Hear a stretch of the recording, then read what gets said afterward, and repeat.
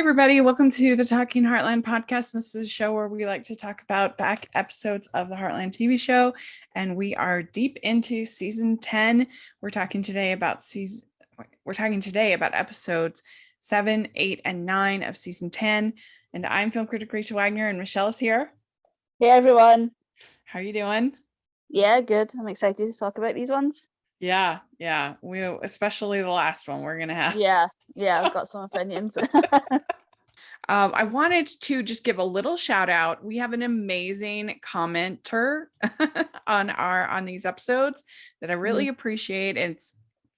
We have a number of actually great commenters, but I just thought I wanted to give a shout out to the the real TC. Her comment this last week was amazing. She always gives good comments, but I just wanted to read a little bit. She says, the season 10 premiere was a huge deal when it went down. CBC literally rolled out the red carpet for a special premiere event, an advanced screening of the episode in Calgary that was open to the fans. The main cast was on hand for the screening and a Q&A. Jen Grant, the theme song writer, was a special guest at the event, and she gave a mini concert. Sean Johnston actually joined her for a song as well. I was able to attend and met up with a lovely bunch of fans from around the world, and I was able to attend and met up with a lovely bunch of fans from around the world that I'd interacted with on social media. So it was a very exciting time for us Heartland fans in general. The buzz was huge at the time. And of course, the audience reaction to the "Are there two of them" line in the ultrasound scene was crazy as expected. I think after the amazing bunch of episodes we got in season 9, expectations were high for season 10, especially with a baby on the way for Amy. And then she goes on to talk about more about the episodes. But anyway, I just really appreciate her great comments, and it's so fun to hear that perspective. Yeah, and she filled in so many gaps for me in terms of like what was happening at that time, and you know why Graham Wardle wasn't there, and sort of that sort of decision of why they decided to have the Mongolia storyline, like all of that. Like it's hard to find because it's so much time has passed, so it's hard to find like articles and things like that. And I also don't want to be spoiled. I don't want to go searching and find stuff that I don't actually want to know. Yeah, so it's very helpful, and it's just fun to hear about that perspective. Someone who was there at the premiere and everything. That was really fun. So thank you so much. Please keep the comments coming. We really appreciate it. So yeah, thank you. Anyway, let's talk about riding shotgun. And this is Amy helps Lou form a connection with a new horse. A crisis at the wildlife reserve brings Georgie and Adam together. And when Jack faces a deadly threat, it prompts Mitch to open up about his past. So what did you overall think about this one? This really felt like a filler episode for me. Mm-hmm. I was a little disappointed that Lou and Mitch's sort of reunion sort of was a bit of a thud in the end. Yeah. That was disappointing. But yeah, the rest of it really just felt filler. Mm-hmm. Yeah, I can see that too. And I also just didn't really appreciate Lou being so bossy with Amy about her pregnancy. I mean, I don't think that any of these things really prepares you for, I mean, I don't know. I never had a child. So, but I feel like it's a little bit kind of ridiculous to put this pressure on that, oh, you need to do this and you need to do this and you need to read this book. And if you don't, you're not prepared. Yeah. And it feels like a lot of it is coming from Lou's guilt that she's not going to be here for a lot of it. And at the same token, it's like, well, you can't put that on Amy.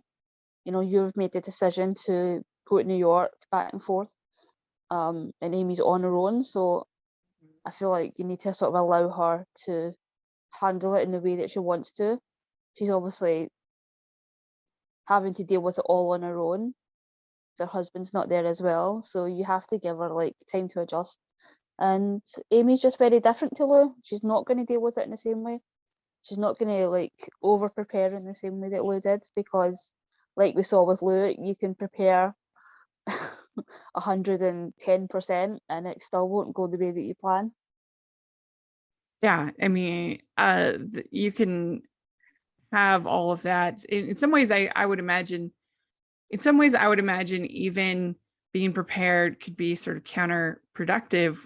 because your baby is not anybody else's baby. And Uh-huh. you assuming that, and your birth story is not going to be anybody else's birth story. And Mm-hmm. uh, so, you assuming that this is the right way, or you're being told this is the right way to do things, it might Yeah. not be for your child. So in some ways, the preparation could actually sort of hurt. Mm-hmm. And I just found it annoying. I would just feel, just leave her alone. Yeah. She can, Yeah. if you think that she's not prepared, then you can help her with Prepare. Yeah. purchase things or whatever, Mm-hmm. or she doesn't end up going to the prenatal class with her, so that's good. But Mm-hmm. I think we sometimes overcomplicate these things. Yeah.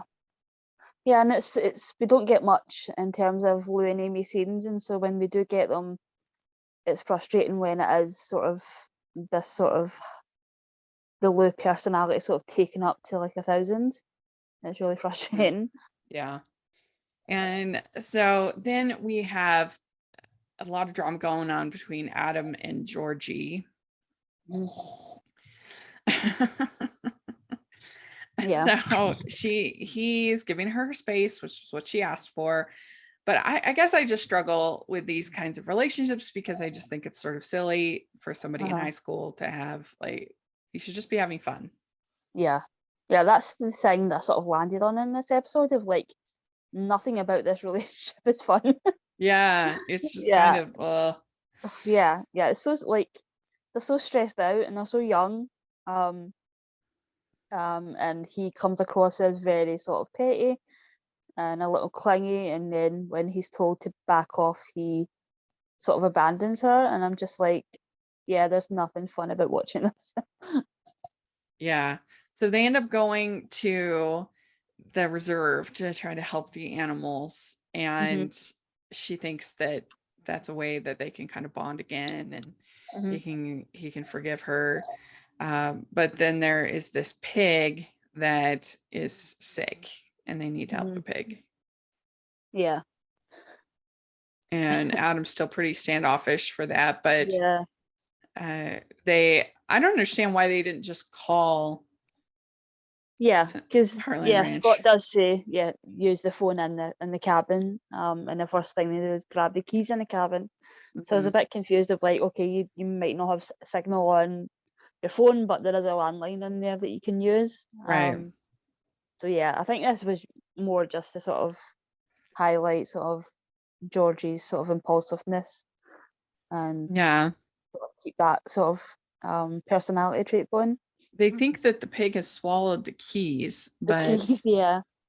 it's just got what did it swallow? I can't even remember. I can't even. I don't know if I It's wrote it just got down. a sour tummy. Just yeah, I mean, yeah, it is kind of funny to me, like making this huge deal of this pig, and they probably would have bacon at dinner, no problem. yeah, It's kind of weird.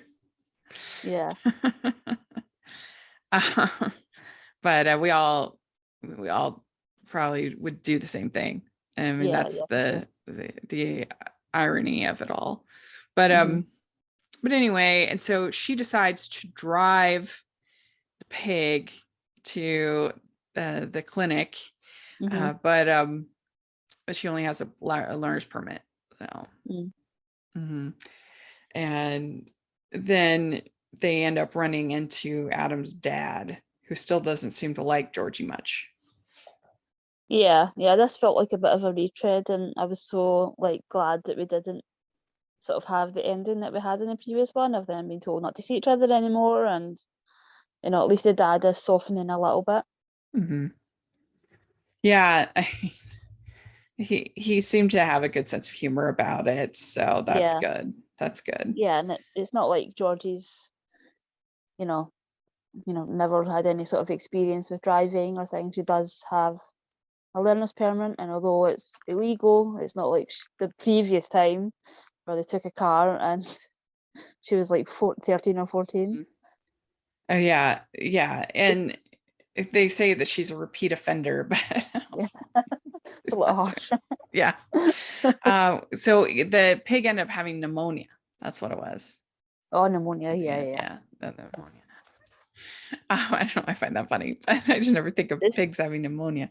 But anyway, so Mitch gives Lou a horse as a way of saying sorry for him being rude at the fishing scene. And it was a beautiful horse. Venus is the name of the horse.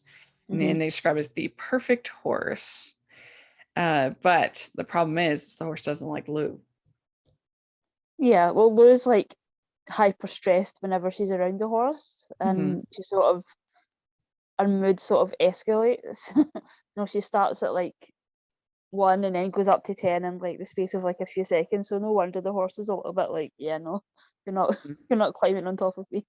Yeah, and at one point, the Venus races off, and Lou says, "We aren't a match."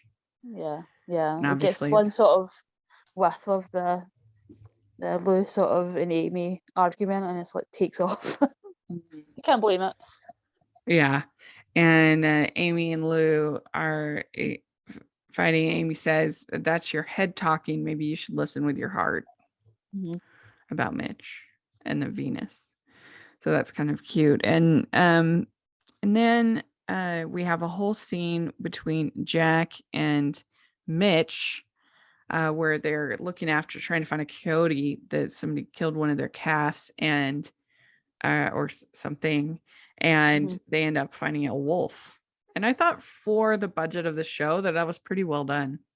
Yeah, the way that it was sort of edited and filmed, it did look like it was sort of standing over Jack. They made it look very, very close, whatever sort of camera trick that they used. Yeah, it was good. And he can't do it. He can't shoot the wolf. He says, "I haven't touched a gun since Afghanistan." Yeah. And we do learn here that his cousin, Zach, that he commits suicide. Yeah. Yeah. So I would like them to sort of do more with sort of the services and things like that in this show, in terms of bringing that element in a little bit more of Mitch's backstory, especially if he has a lot of PTSD and things like that around it. I think it would be really interesting. But yeah, it is such a heartbreaking thing of him finally actually getting home from Afghanistan and then taking his own life. And I don't know the statistics, but I think imagine they're pretty high. Pretty high, yeah. Yeah. And so they're lucky, I mean, that they didn't get hurt because they definitely could have with this wolf. Yeah, for sure. And Jack's kind of frustrated at first about it.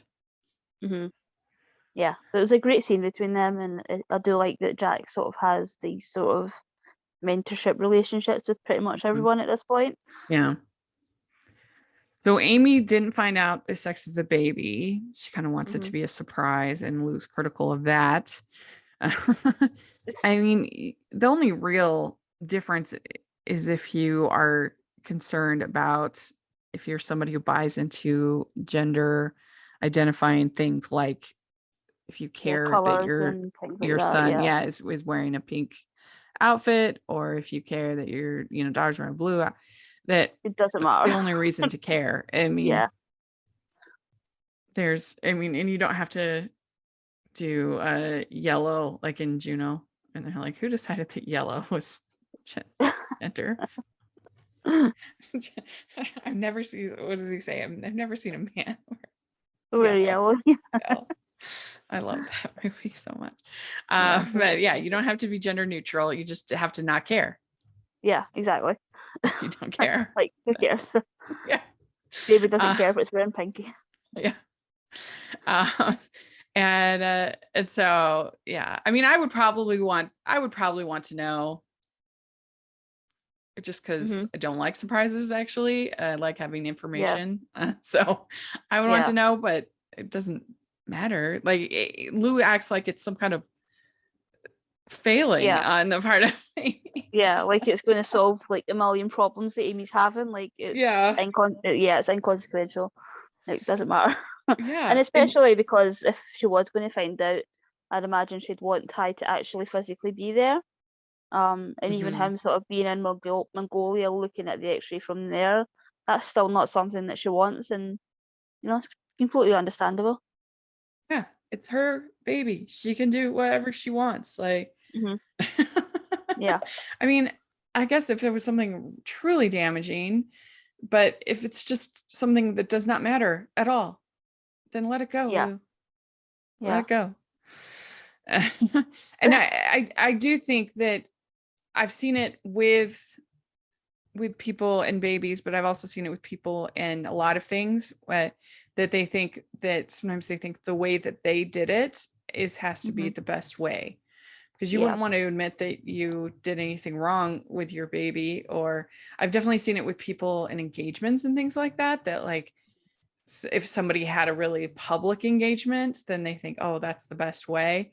Hmm. Or if somebody had a really private engagement, then they could be critical of people that have a public, very, public engagement.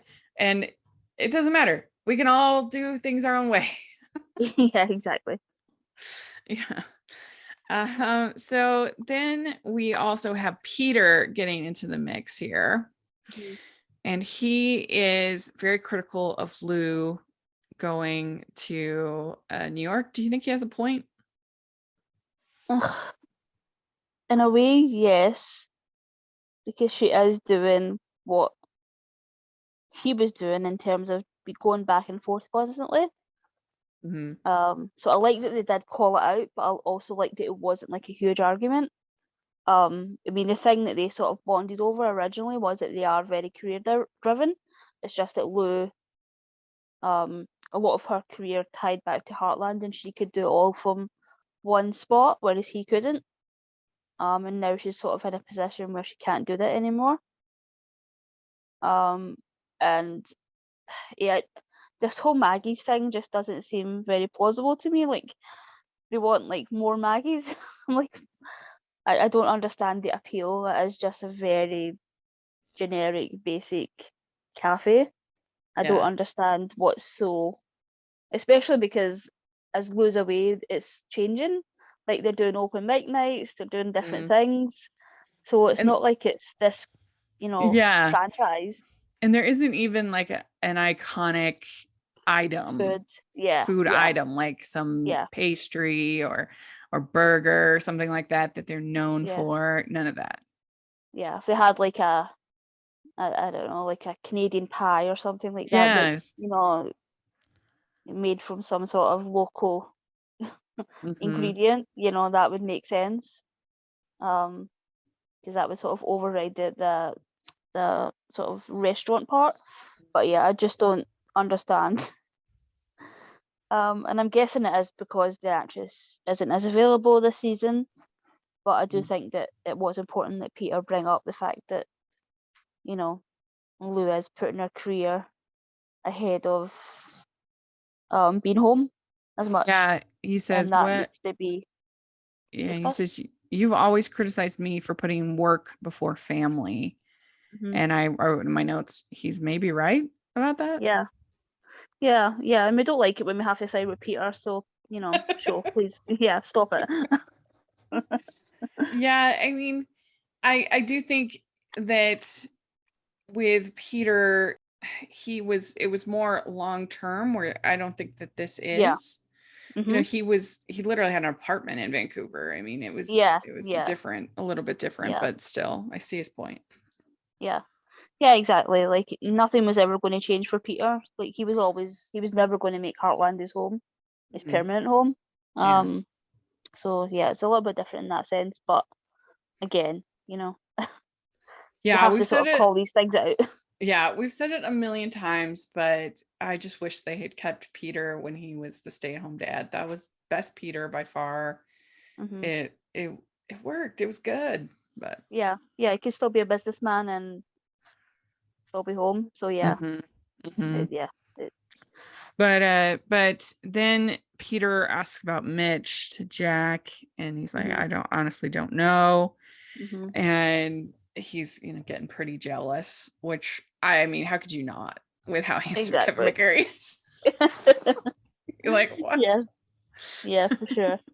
And I think that sort of made us side with Lou a little bit in this argument as well, of like, yeah, he's got a point about her career, putting that first right now, but the fact that he was acting so sort of petty about Mitch, it sort of kept us on a little bit of the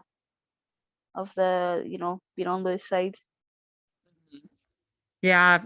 And then we do get a scene with Mitch and Lou where Mitch apologizes for the fishing incident. So, Hmm.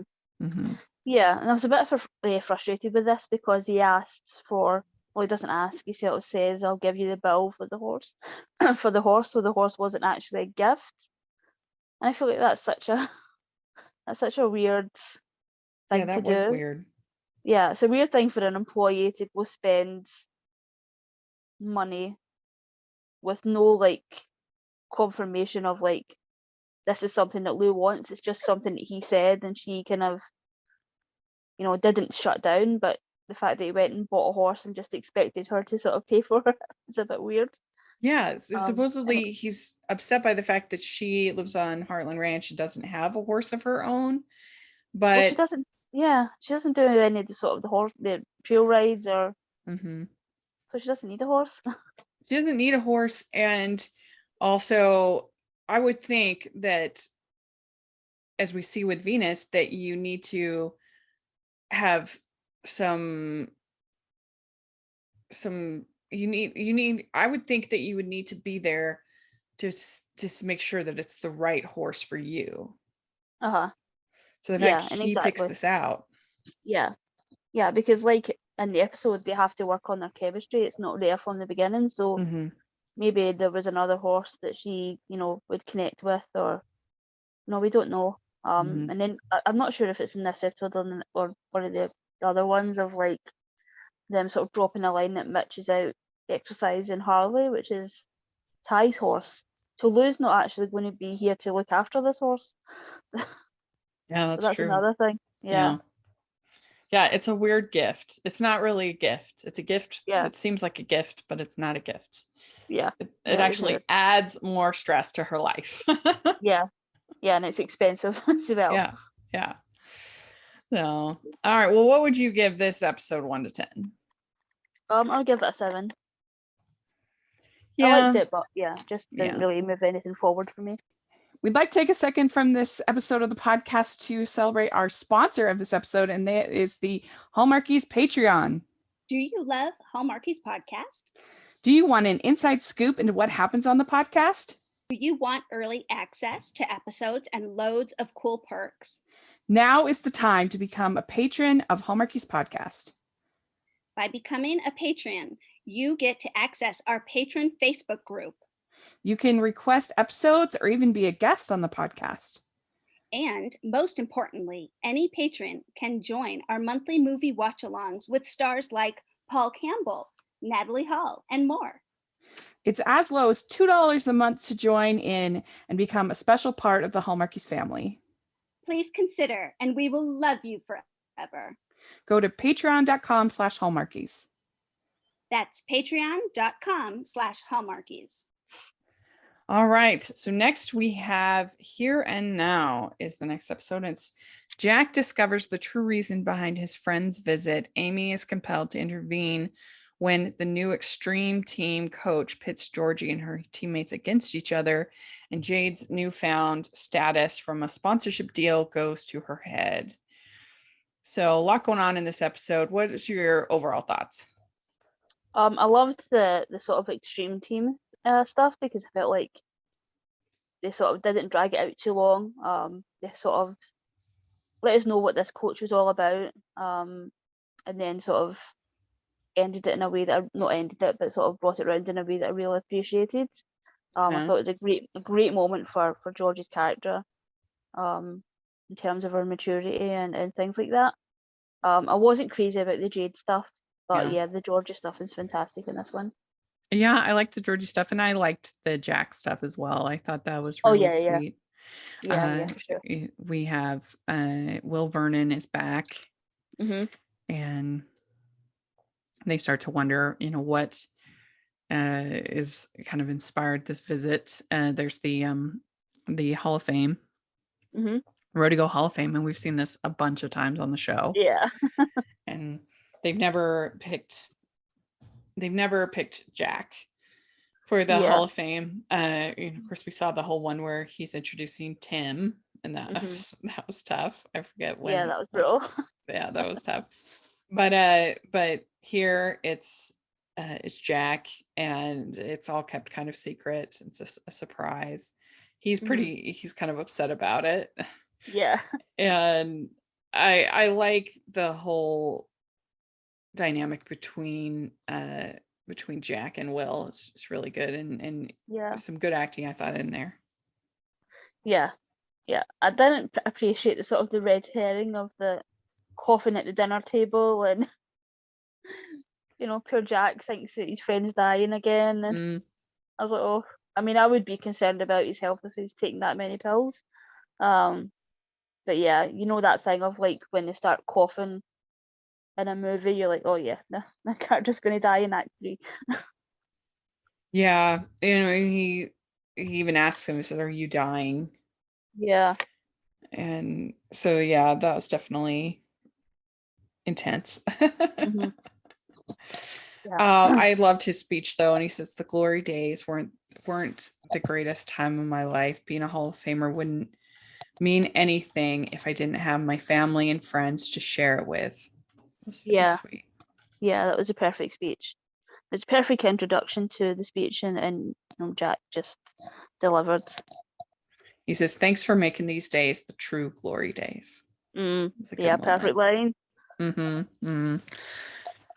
One thing I did not understand about this whole extreme team thing Hmm. is that, so there's the tail drag, which I Yeah. feel like they needed to explain a little bit better about why this was so unsafe, because I Yeah. mean, all the stuff they do looks unsafe. So I was a little bit, I mean, I think just having the abdominal strength to get you back up is Hmm. the problem.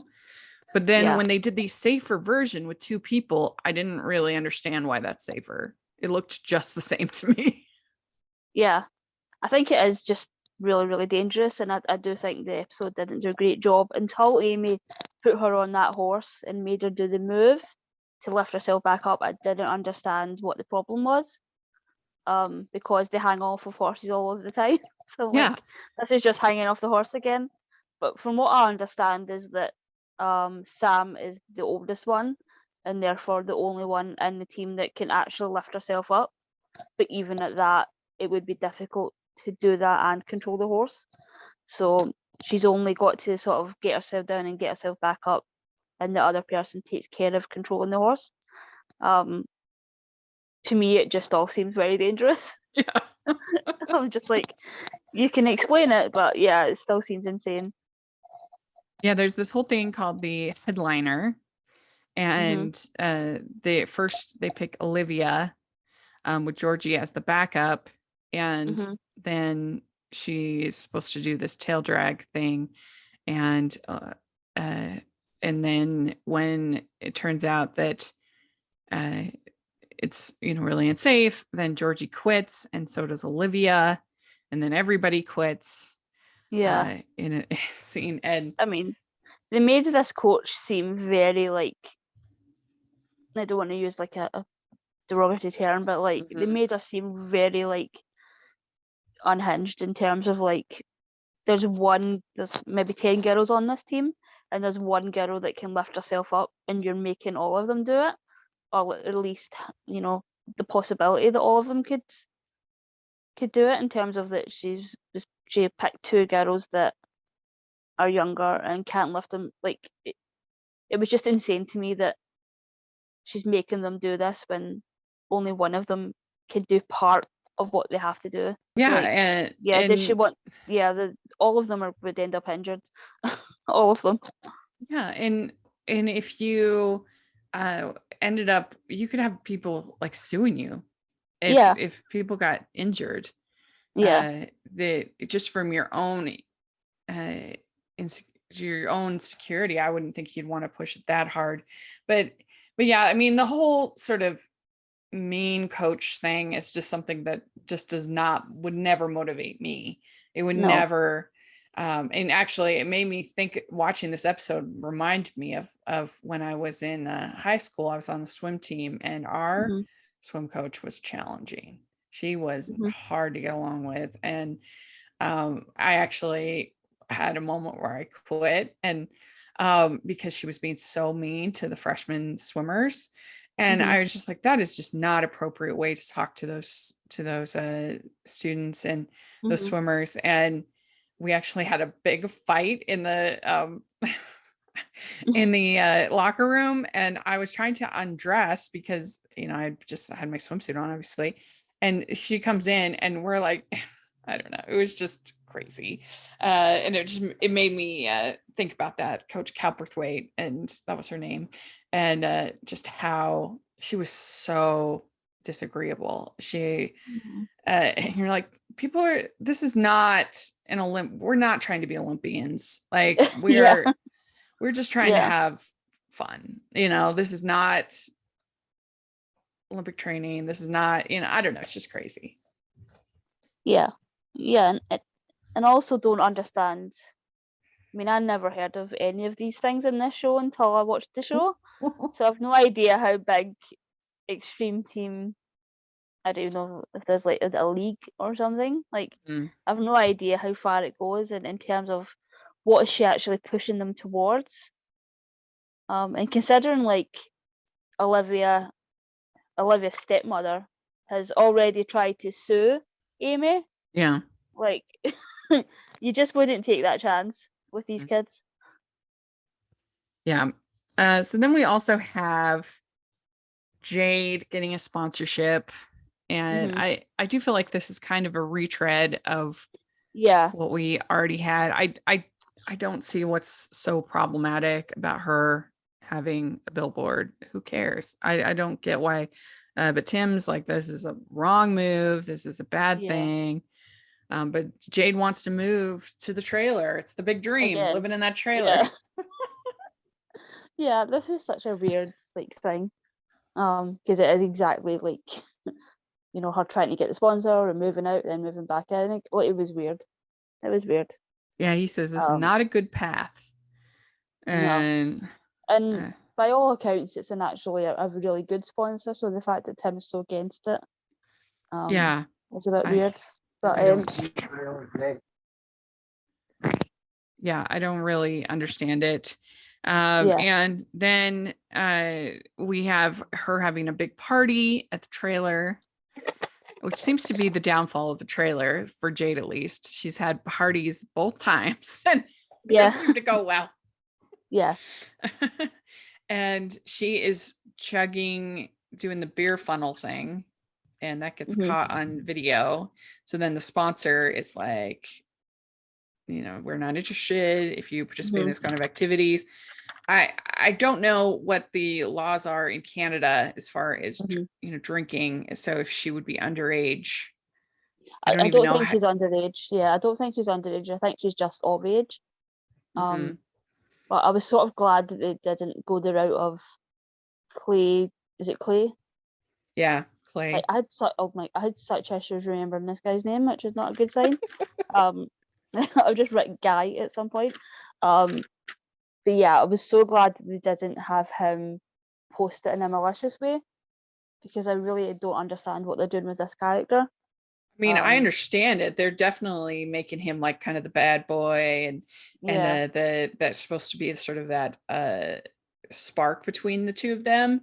And yeah, you just know that's coming. It's obvious. But I I just wish they hadn't gone the extra step of making him a misogynist.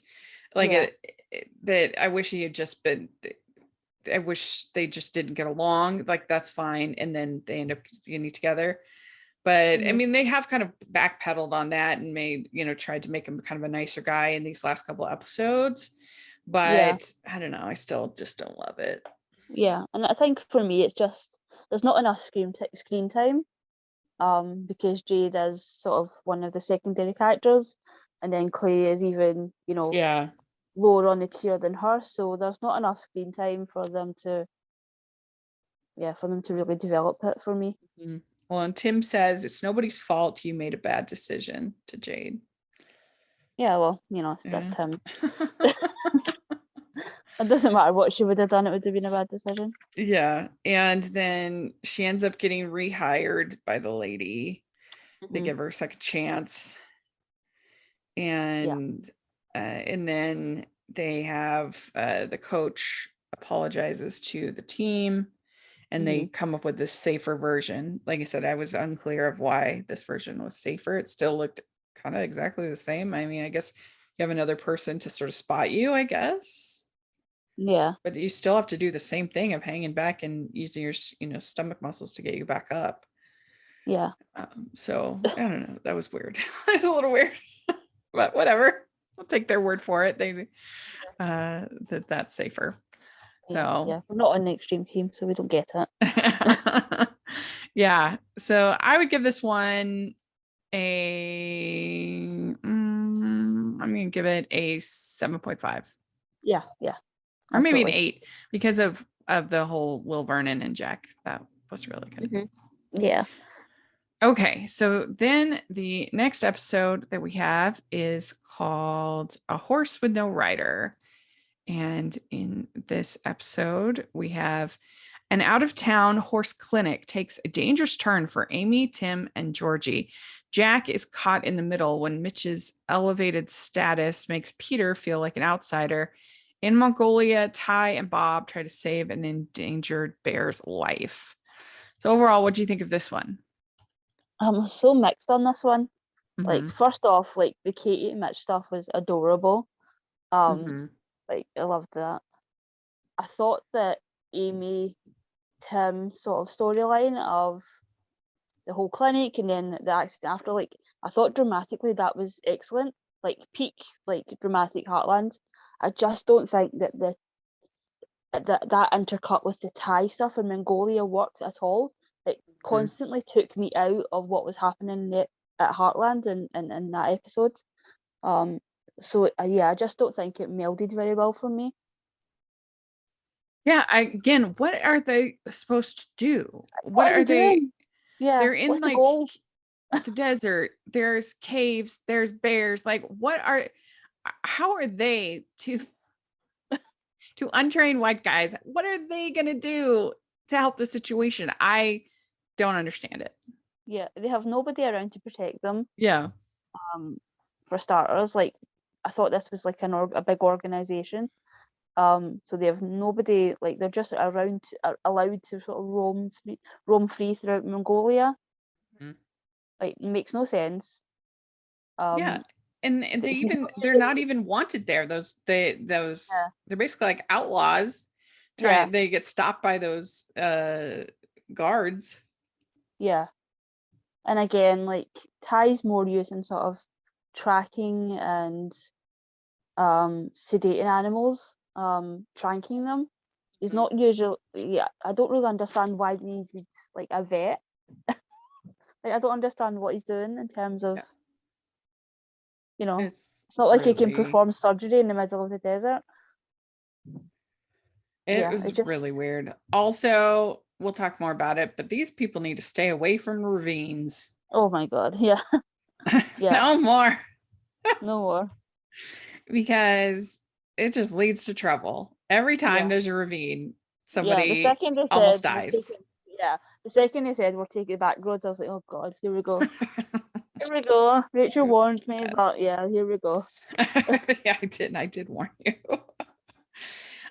So Peter ends up meeting Mitch. Hmm. He's obviously threatened by that. Hmm. And Lou hasn't signed the divorce papers yet. And I'm like, why would she not have signed the divorce papers? What is she? I don't really understand that. Hmm. I mean, Yeah, she's I mean, told Peter that she's not interested in starting the relationship again, that yeah, she's moving on. I don't quite get it. yeah. Like I understand from Peter's perspective of him wanting to move on, especially if he suspects that something's happened with Mitch. Like, I think him sort of wanting the divorce sort of finalised makes sense. And I guess it makes sense that, you know, they agreed to do it together, so that's the way they're going to do it. But we've seen them together a few times up, you know, in the last few episodes. Mhm. So yeah, they're really dragging this divorce out. Yeah, they really are. I mean, sheesh. And yeah, we have Amy teaching this Liberty Clinic, and she is confident about going and doing this clinic. Tim and other people don't think she should, but you know, she goes, and then the guy at the clinic ends up wanting her to look at his horse. And she says it's not always a horse problem, it's a people problem. I would say in Heartland most of the time. This is true. Yeah, for sure. And Yeah, a horse comes in and we immediately look at the owner. yeah, and Amy, I mean, Georgie is working with the horse, and he says you just need to let him run. Yeah, I So, thought Georgie was great in this episode of like really stepping into Amy's shoes. yeah. It gave me so much like memories of season 1 of watching Amy do the same thing at that age. Yeah, and her just becoming more and more comfortable with Amy's methods, as you see, which is good. Yeah. Yeah, this woman is just desperate for Amy to look at her horse. But there is that moment where the horse pushes Amy, and so then we have Tim getting into this car crash, and I wrote that they get into the worst shape with ravines. Yeah, for sure. And it's like, I don't appreciate how many accidents Amy's had during this pregnancy. Like, it's been a few at this point. Like, stop it. And also like the idea that Spartan is involved in another accident. You know, it's very True. similar to the accident that he was in the pilot. So, you know, we'll probably be looking at some episodes of him sort of coping with what's just happened. Yeah. Plus, you know, we have this new horse that's, you know, traumatized as well. I mean, Tim's probably get like a horrific head injury. Like, there's too much happening. There's a lot. Things are blurry. He obviously has at least a concussion. And he goes I thought off it was crazy that he got on that horse though. Yeah, that was nuts. Like, are you kidding that you can't even? Oh, Tim. Yeah, I mean, I like guess Georgie should have got on the horse. Like,